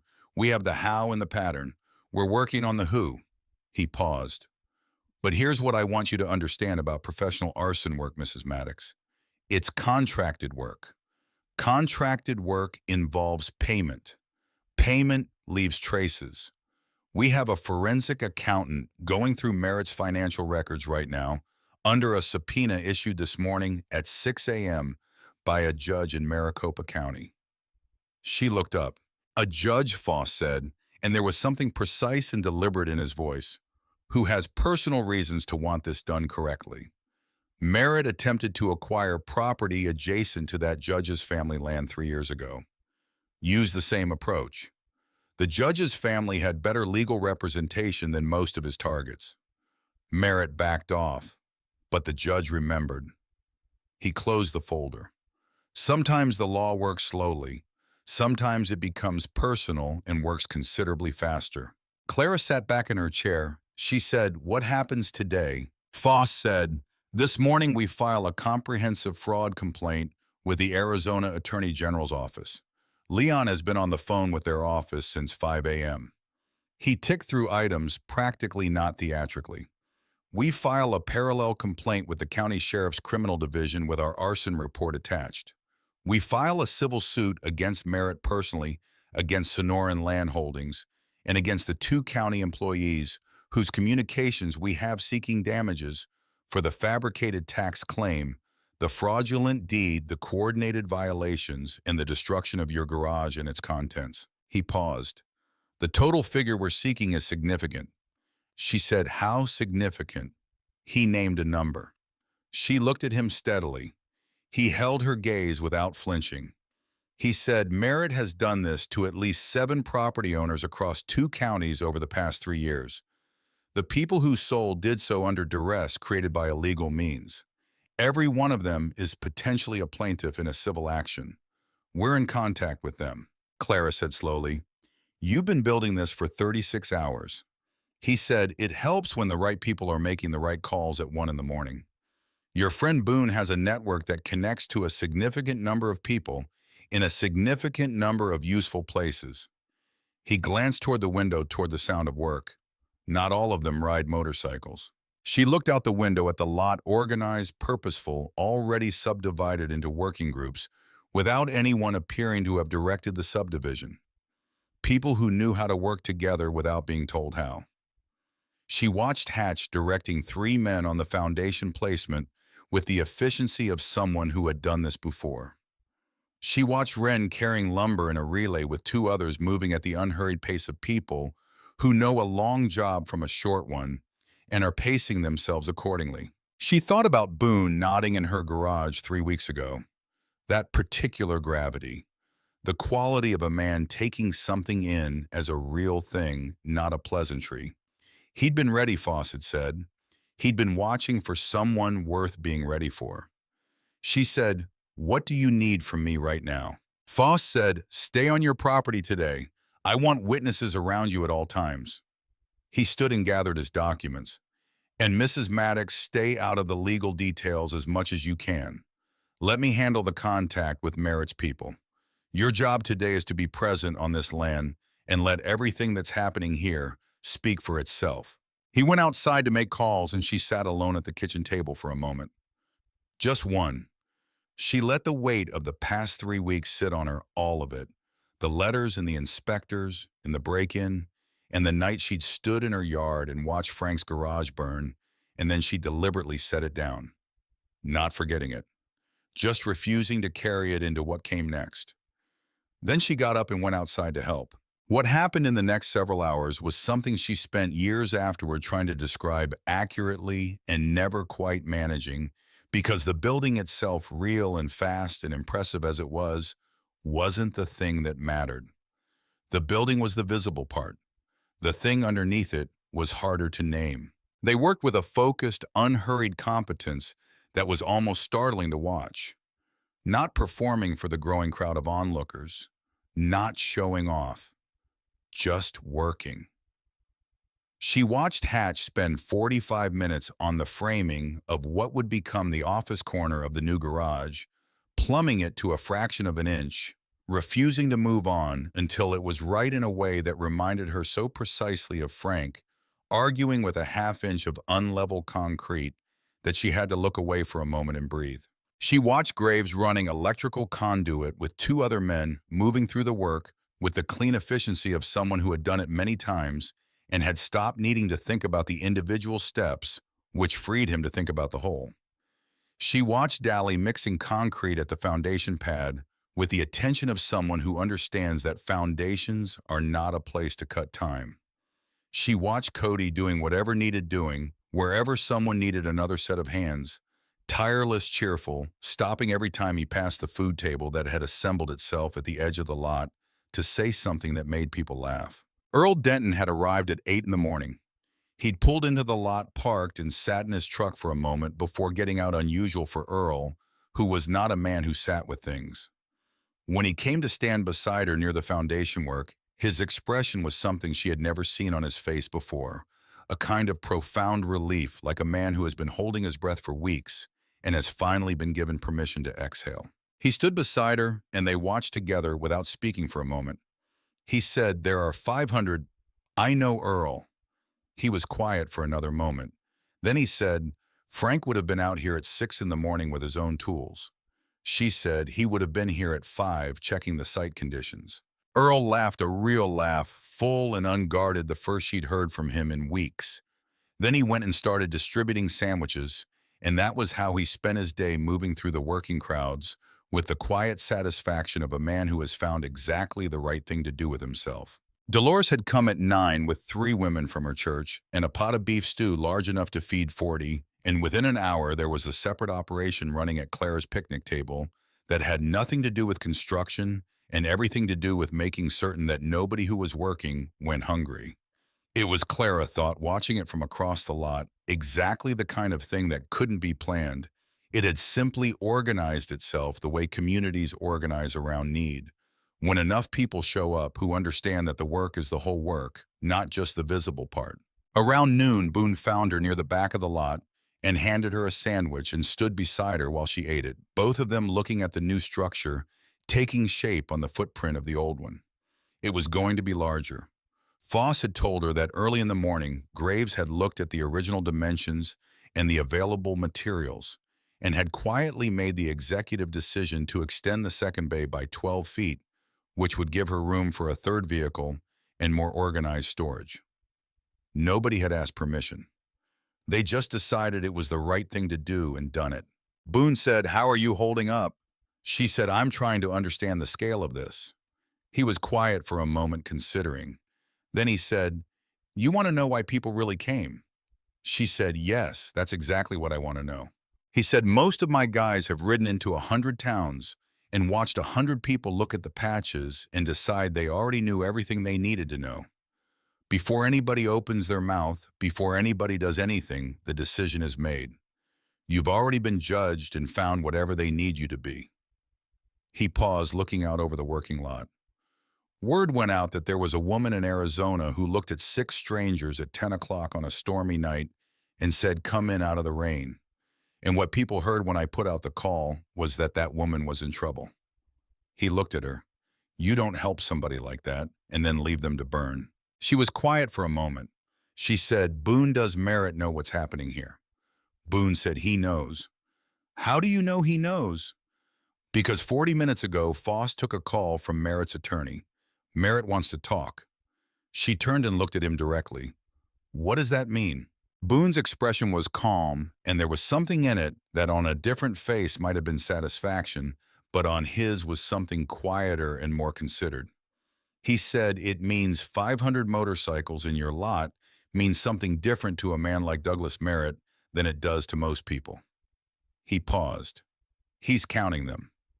She said, "What is he counting?" Boone said, "Witnesses, cameras, a legal team that was here before he woke up, a story already on the local radio station, a judge who subpoenaed his financial records at 6 this morning." He looked at the lot, at the new structure rising from the foundation. "He's counting all the ways this stopped being a situation he controls." She looked back at this garage going up, solid and straight and already clearly going to be better than what it replaced, not as a replacement for what Frank had built, because there was no replacing that, but as something new built by people who had driven through the night, because the call had gone out and they had answered it. She said, "What do we do when Merritt wants to talk?" Boone said, "We let Foss take that call and we keep building." She nodded. She finished the sandwich. At 2 in the afternoon, a county vehicle pulled up at the edge of the property. Not a sheriff's car, a building division vehicle with the county seal on the door. The man who got out was older than Rollins, with the bearing of someone senior, who has been sent somewhere he would rather not be, and is managing that fact professionally. He made his way through the outer edge of the crowd, which had grown through the morning to include people from town neighbors, the hardware store owner from 2 counties over, who had arrived with a truck full of donated materials and found Clara near the foundation. He introduced himself as the deputy director of the county building and safety division. He said very carefully that in light of an internal review initiated that morning, all pending violation notices against her property and business were being suspended effective immediately pending further investigation into the circumstances of their issuance. He said it was a routine internal review process. Clara said, "Of course it is." He said, "We apologize for any inconvenience." She said, "Do you?" He left quickly, and Foss appeared at her elbow within 30 seconds. "That's the first one," he said. "The tax claim withdrawal will follow within 24 hours. Merritt is pulling the official pressure back because he can no longer control the narrative, and he understands that if this proceeds to open court, everything we have comes out in public record." He paused. He can negotiate the civil exposure. He cannot make the criminal side go away. The Attorney General's office and the Sheriff's Criminal Division operate independently of whatever he's willing to offer you. Clara said, "I want the other families to be part of this. The Callahans, the Hendersons, all of them." Foss said, "They already are. We've been in contact with 5 of the 7. The other 2 we expect by end of day." He looked at her steadily. "You understand what we've structured here. You're not just protecting your own property, Mrs. Maddox. The way we've filed this, you're potentially the person who dismantles everything Merritt has built in this county over 3 years. She said, good. He nodded once precisely and went back to his calls. The investigation of her house had gone carefully early in the morning, conducted by a person Boone had brought, a quiet woman named Artis, who introduced herself as a forensic consultant and who spent 2 hours in Frank's study with a methodical patience that reminded Clara of the way good mechanics work, attentive and unhurried, letting the thing tell you what it knows. Artis found fiber evidence near the filing cabinet and lifted 2 partial prints from the drawer surface that the burglar had either forgotten or hadn't bothered to wipe, and she packaged everything with the efficiency of someone who had done this many times and knew exactly which courts would want exactly which documentation. Clara had watched from the doorway. Frank's study, Frank's filing cabinet, Frank's papers disturbed and then partially restored by someone who thought they'd been careful enough. They hadn't been careful enough. Frank had built systems specifically designed so that someone else's carefulness wouldn't be enough. The critical moment arrived at 9:47 in the morning. 2 vehicles pulled up at the edge of the property beyond the outer ring of motorcycles. One was a state-marked vehicle from the Arizona Attorney General's office. The second was an unmarked sedan, dark plain, with the specific, unremarkable quality of a vehicle that is trying not to be noticed while being impossible not to notice. Foss identified it from 20 feet away with a single glance and a short exhale. He was at Clara's side in 30 seconds. "The AG moved faster than I anticipated," he said, low and controlled. "And that second vehicle is federal." She said, "Federal." He said, "The fraud crossed state lines. The shell companies used in the property scheme were registered in Nevada and Delaware. That makes it federal jurisdiction. The arson, depending on what the financial forensics show about how it was contracted, may carry federal exposure as well." He straightened his jacket. "This is a good development, Clara. I want you to be clear about that. This is a very good development." The federal agents were professional and moved with the clean efficiency of people who have done this enough times to have a system for it. They spoke with Foss first, then with Clara, asking specific questions in a specific order that told her they already knew a great deal and were confirming rather than discovering. They walked the property. They spoke with Boone, who answered every question directly and without elaboration, with the calm of a man who has long since decided that the best strategy with law enforcement is complete honesty delivered without performance. After they left, Foss called Leon Ashby, and she could hear from Foss's side of the conversation that Ashby was operating somewhere between professional satisfaction and something close to elation, the quality of a person who has wanted a specific outcome for a long time and is watching it become real. She learned later that afternoon that Douglas Merritt had been contacted by federal agents at 10:15 that morning. She learned this not from Foss, but from a call she received at 2 in the afternoon from a number she almost didn't answer. She answered it.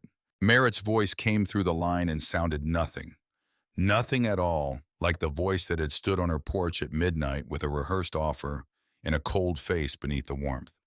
It sounded like a man who had spent the morning understanding the full dimensions of what he had started and what it had become, who was now navigating a situation he no longer controlled and knew it with a precision that offered no comfort. He said, "Mrs. Maddox." She said, "Mr. Merritt." A silence. Then he said, "I want to—" He stopped, started again. "What happened to your garage? That was wrong." Another stop. She could hear him working, choosing words with the precision of a man who has been extensively briefed by attorneys about what he can and cannot say. "I'm prepared to make that right." She said, "I know you are." He said, "I hope we can find a way to—" She said, "Douglas, I'm going to stop you there." Her voice was level and even, and she heard in it for a moment a quality that she recognized as Frank's, that bedrock steadiness, that tone that existed beneath argument. "Your attorneys and my attorneys will handle the civil side of this. That's what they're here for. But there's something I want you to understand that no settlement agreement can address." She paused, letting the silence work. "There are 7 families in this county who lost things because of what you did. Not just property, time, security. the feeling of being safe in what they'd built. I can't give those things back to them, but I can make sure that what was done to them is on record in detail in public proceedings so that everyone in this county and beyond it understands exactly what a man with a briefcase and a forged document and willing officials can do to people who trust that the system is honest. She let that sit. That is going to happen regardless of what you and I agree to privately. Do you understand me? A long silence. Then quietly, yes. She said, "Good day, Mr. Merritt." She ended the call and sat for a moment in the quiet of Frank's kitchen. Outside, the work continued. She could hear Cody's voice somewhere, and the rhythmic sound of a nail gun, and the lower, steady note of the concrete mixer. She sat in the kitchen and let herself be still for 30 seconds, which was all she allowed herself, and then she got up and went back outside. The moment arrived at 4 in the afternoon. Cody found her at the edge of the lot and handed her a hammer with a grin that took 10 years off his face and said, "Boone says you need to put at least one nail in this thing. Says it's important." She looked at the hammer in his hands. She looked at the new wall of her new garage, standing solid and straight, and already clearly something that would last, framed and sheathed and waiting. She took the hammer. She walked to the back corner of the new structure where Hatch's framing work had produced the most precisely plumbed section of the whole building. A nail had been set into the framing, positioned there deliberately, she understood, by someone who had thought about exactly where she should put her mark on this thing. Started just enough to give her a clean strike, placed where the wood was solid and the angle was right. She set her feet. She thought of Frank tearing up a concrete foundation because it was half an inch off and doing it again. She thought of him saying, "We're building this to last." She thought of the morning she'd stood in her gravel yard in her socks and watched his garage burn with the grief of it beyond tears, beyond words, in the cold, clean place that lives past both of those things. She drove the nail home in 2 strikes. Clean and true, the way her father had taught her, the way Frank used to nod when she did it right, that small approving nod that cost him nothing and meant everything. The sound rang out across the lot, and then someone started clapping. It spread outward from the nearest working group like a wave moving across open water. One voice, then 3, then a dozen, then the whole lot filled with it. 500 people in the Arizona afternoon, giving back something she hadn't known she needed until she heard it. She stood with the hammer at her side and her eyes full and let it come, because Frank had been right. Kindness is a direction. You give it outward and trust that it circulates. It doesn't always find its way back to you, but sometimes it comes back so loud and so certain that it shakes the ground under your feet and you feel it in the bones of your legs, the same way you felt those engines coming down the highway before dawn. The applause faded slowly, the way good things do not, all at once but in layers, one voice at a time, until the desert took it back and all that remained was the sound of work resuming and the warmth of people who have found what they came to do and are settled into it. She gave the hammer back to Cody. He took it with that easy grin and went back to work. She stood for a moment in the spot she'd been standing in, letting the moment finish itself, letting it become memory rather than present. Some things are meant to pass through you, not be kept. You feel them fully, and then you let them move on. What stays is not the moment itself, but what the moment made of you. She was different than she'd been 3 weeks ago. She could feel it the way you feel a healed place in your body, not painful anymore. The tissue knit together differently than it was before. Something had been asked of her, and she'd answered it, and the answering had altered something permanent. That evening, as the sun went down over the desert slowly, and then all at once the sky going through shades of orange and red that have no adequate names, the working crowds thinned and dinner assembled itself in the field behind the house. The way things assemble when enough people understand that the work is more than the visible part. Clara cooked, Earl cooked, Dolores and her churchwomen cooked. 2 men from Boone's group who turned out to know their way around a camp kitchen set up a line with borrowed equipment and produced quantities of food that should not have been possible given the available inputs and which were eaten completely. 200 people spread across the field in the cooling evening, and the sound of it was like nothing Clara had heard from this land before. Voices and occasional laughter and the low murmur of people at rest after hard work, the sound of a community that has built something together and is sitting in the satisfaction of that. She found Graves early the next morning. She had come outside at 5:30 to find the day already in a kind of after-quiet, the settled peace of a place where a great deal of sustained work has been done and the work is almost finished. The new garage stood solid in the early light, its clean lumber pale against the desert. She could smell the fresh concrete and the wood, and something she could only describe as the smell of a building just beginning its life. Graves was at the picnic table alone, both hands around a mug looking out at the desert, in the way of a man who doesn't need to fill silences with noise. He nodded when she came out. She poured herself a cup and sat across from him. They sat in the comfortable silence of people who have been through something together and don't need to establish themselves with words. After a while, she said, "How long have you been with Boone?" He looked at his hands around the mug. 14 years. She said, "You're not a man who talks much." He said, "No, ma'am." She said, "But you came." He looked at her, then directly, his dark eyes steady and unhurried. "Where Boone goes, I go. 14 years, that's been true." He paused. "But I want to tell you something else. When the word went out about what was being done to you, what that man was doing, I'd have come without being asked." He looked back at his coffee mug. His jaw tightened slightly, the scar along it going pale with the tension. "My grandmother lost her house in Mississippi in 1987. She'd been in that house for 40 years. She lost it to a man with a briefcase and a forged document and a county clerk who owed him a favor." A pause. The document said she'd agreed to something she'd never agreed to. She was 71 years old, and she didn't have the money or the knowledge to fight it, and there was nobody in her corner who did either. He was quiet for a moment. Nobody showed up for her. Claire didn't say anything. She let the words sit exactly where he'd put them, in the open air between them, because some things need to be witnessed rather than responded to. Some things are complete exactly as they are. He said, "So I showed up for you." She reached across the table and put her hand over his. He looked down at it, and then he let it rest there. And they sat together with their coffee in the early morning while the desert went slowly gold around them, and nothing more needed to be said because everything had been.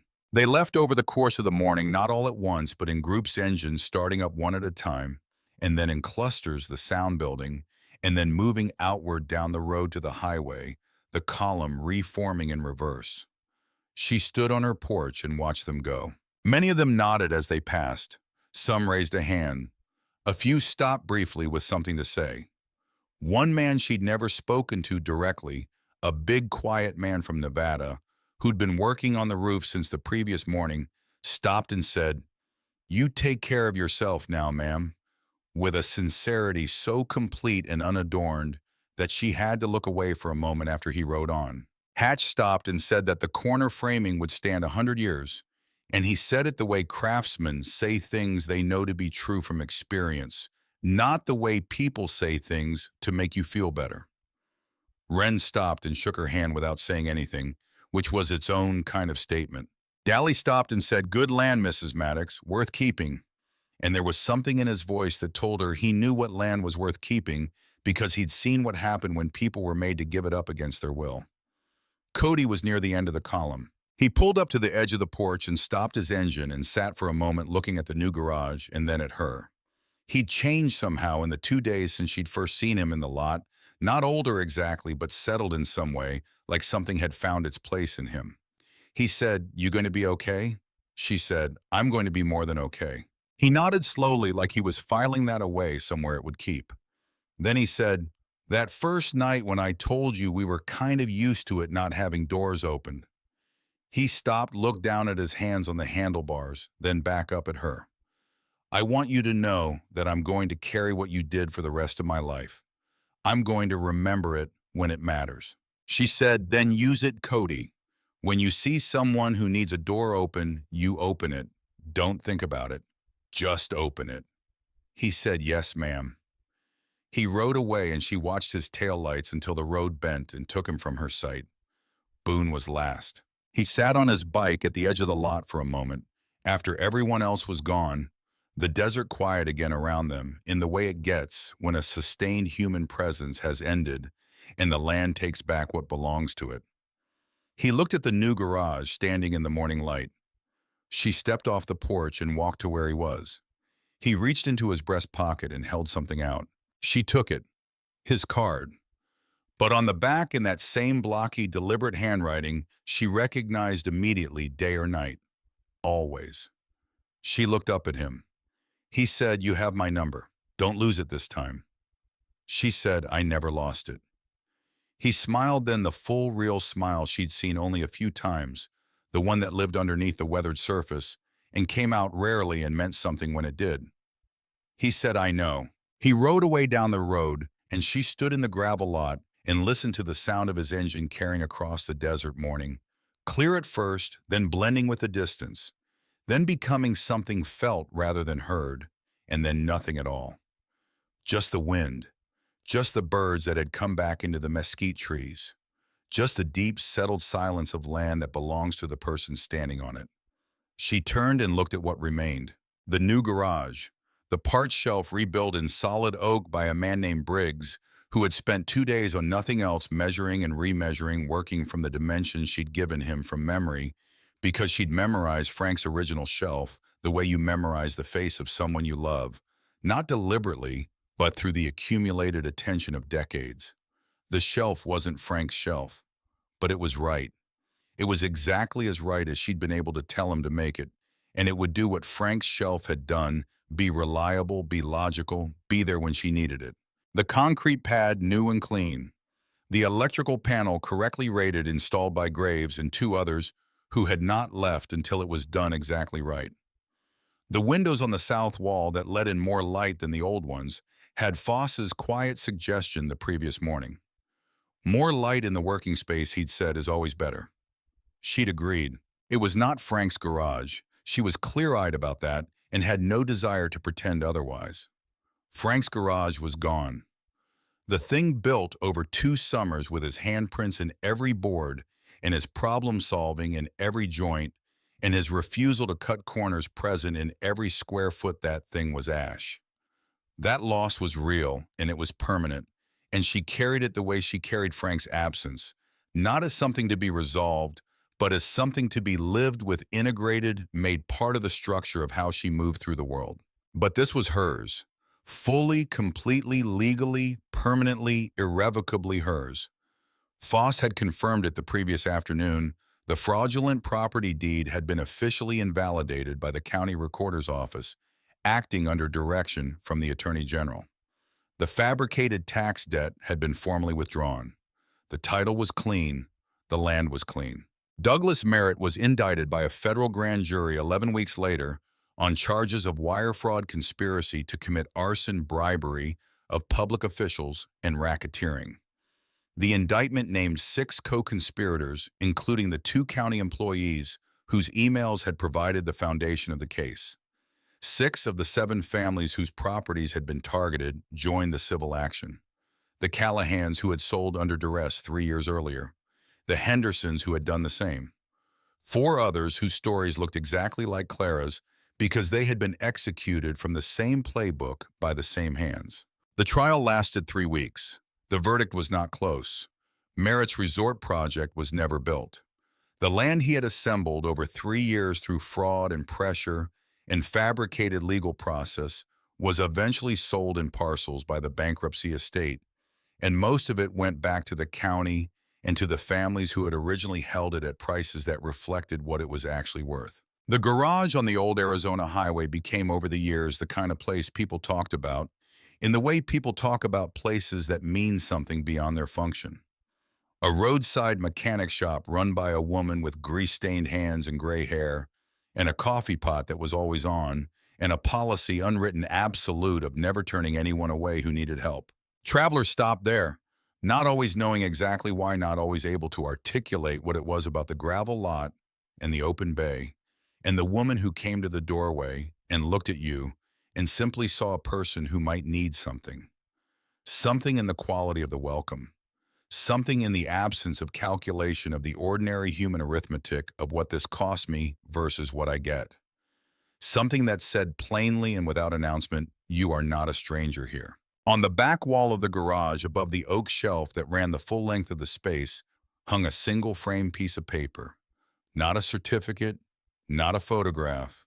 A handwritten note on plain white cardstock in a blocky, deliberate hand. It said she opened the door. We didn't forget. That was all. That was everything. Clara Maddox worked in that garage for 17 more years. She fixed engines and drank Frank's coffee from Frank's mug and kept the oak shelf with a logic so clean and intuitive that anyone who worked with her for a week found themselves reaching for the right thing in the first place they looked.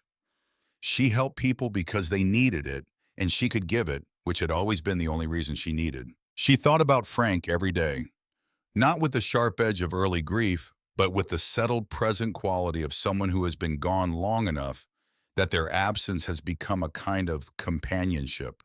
The place in the room where they used to stand still, warm, still useful, still there in the arrangement of things they left behind. Some mornings in the early quiet before the first customers arrived, she would stand at Frank's workbench with her coffee and look at the note on the wall and think about the night she'd heard 6 motorcycles roll into her gravel lot in a storm and made a choice so simple she hadn't even experienced it as a choice.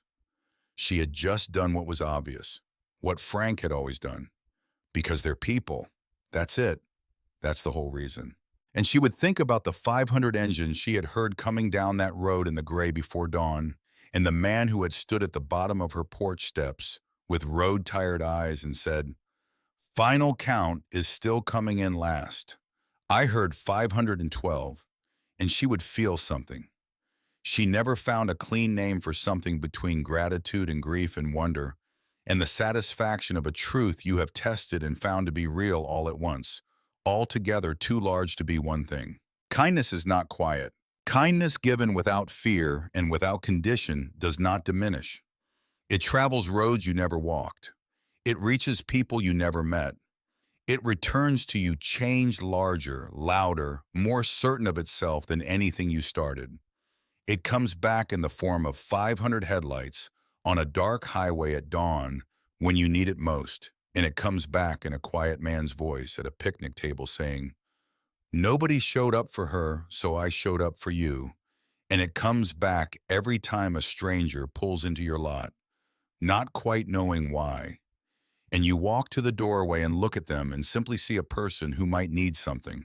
She stood in her garage on an ordinary Tuesday morning 20 years after she'd built her first engine, and 30 years after Frank had handed her this land, and 17 years after 500 people had driven through the night to stand on it. And she put her hand flat on the workbench and looked at what she'd been given, and what she'd kept, and what she intended to go on doing with both. She said quietly to no one, and to Frank, and to all of it, "Okay." And then she got to work.